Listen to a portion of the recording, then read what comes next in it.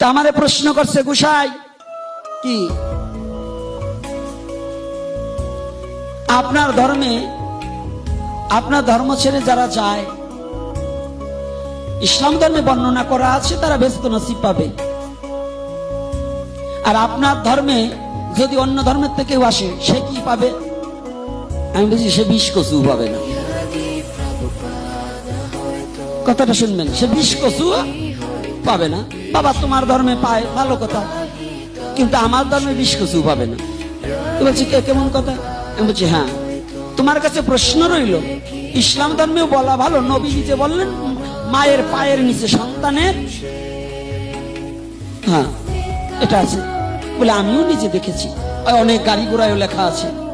এটা তো মিথ্যা অস্বীকার কেউ করতে পারবে না। যদি আমার মুসলমান বাবা দু চারজন আছে দেখছি, আমি গতকালও ছিল আমার পাঠে, তারাও অস্বীকার করতে পারবে না।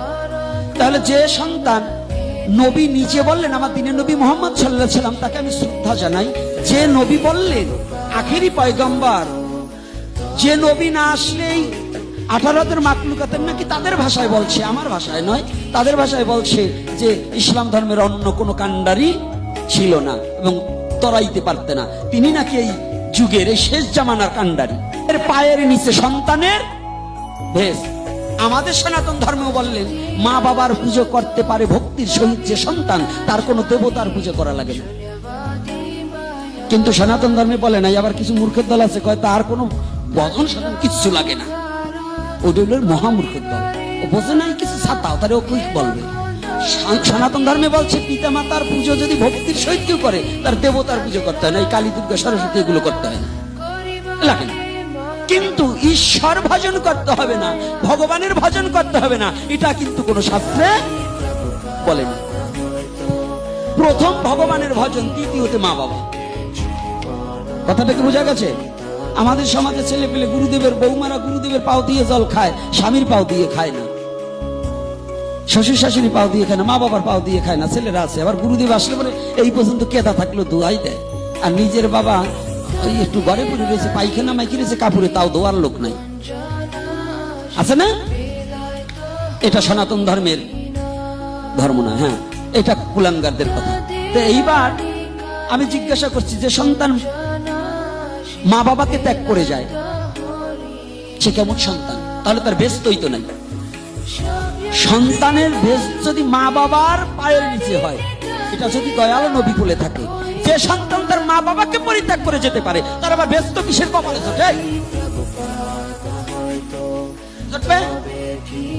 না হলে আমার দয়ালু নবীর কথা মিথ্যা হয়ে যায় না? আমার দয়ালু নবী কি মিথ্যা কথা বললো? আমার দয়ালু নবী কখনো মিথ্যা কথা বলে নাই। তাহলে সে যখন বলছে যে মা বাবার পায়ের নিচে সন্তানের ভেষ, আর ওই যে সন্তান মা বাবাকে পরিত্যাগ করে ধর্মান্তরিত হয়ে যায়, অন্যান্য ধর্ম গ্রহণ করে, ওরা কোনোদিন ব্যস্ত পাবে না। এটা আমার যুক্তি এবং লজিক। এখন তার ধর্মে কি আছে ওটা আমি জানি না, বলছি পরে এখন শুয়ে পড়ছে, পরে শুনি ওই কর্তাই ওই কাম ঘটাই।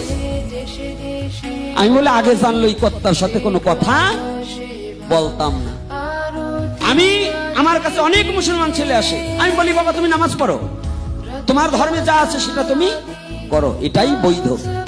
কিন্তু সাবধান, কোনোদিনও কোন ধর্মকে কেউ ছোট জ্ঞানে দেখা যাবে না। কারো ধর্ম সম্বন্ধে মুখে যেন কুৎস কথা আর কোনো কথা আমরা না বলি, আমরাও বলবো না, এবং আমরা যাকে উপদেশ দেবো তাকেও বলতে দেবো না, আমরা কাউকে উপদেশ দেবো না।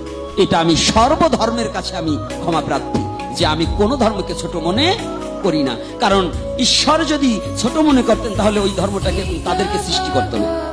তাহলে ঈশ্বর যখন তাকে সৃষ্টি করেছে, ঈশ্বর তো সর্বজীবে বলে নাই তো আমি হিন্দুর মধ্যে আছি মুসলমানের মধ্যে নাই, আছে গীতা এই কথা লেখা আছে, ওখানে কি বলছে? সর্বজীবের মধ্যে পরমাত্মা রূপে আমি বিরাজমান করছি। তাহলে আমি অযথা ওই আরেকজনকে ঘৃণা করবার যাবো কেন? ঈশ্বর তো ওনাদের মধ্যে আছে। তাহলে আমার ধর্মে কি কথাটা বলছে একটু একটু বুঝে নেন। সনাতন ধর্মে কি কথাটা বলছে, সনাতন ধর্মের তত্ত্বটা একটু বুঝে নিন। সনাতন ধর্মের তত্ত্ব হচ্ছে এখানেই যে আমার ঈশ্বর বলেছে, আমার কৃষ্ণ বলেছে আমি সর্বভূতে বিরাজমান। এজন্যই আমি আমার সনাতনকে আমি শ্রেষ্ঠ হিসেবে মেনে নিয়েছি। আমি মেনে নিয়েছি, আপনি মেনে নেবেন কি না নেবেন এটা আপনি জানেন। ওটা দেখার দরকার নাই। আমি আমার সনাতনকে শ্রেষ্ঠ হিসেবে মেনে নিয়েছি, এটাই আমার অভিমত, এবং আমার কাছে যে আসবে এটাই তাকে আমি জানাবো, এটাই আমি বলবো। কি আপনারা কি বলেন? আমরা কাউকে জোর করব না, আমরা করজোরে বিনয় করে বলবো তুমি হরি নাম করো। আমি জোর করে বলবো না তুমি নাম করো, আমি করজোরে বিনয় করে বলবো তুমি নাম করো। আর নাম করলে কি হবে? হ্যাঁ, ভগবানের কৃপা বর্ষিত।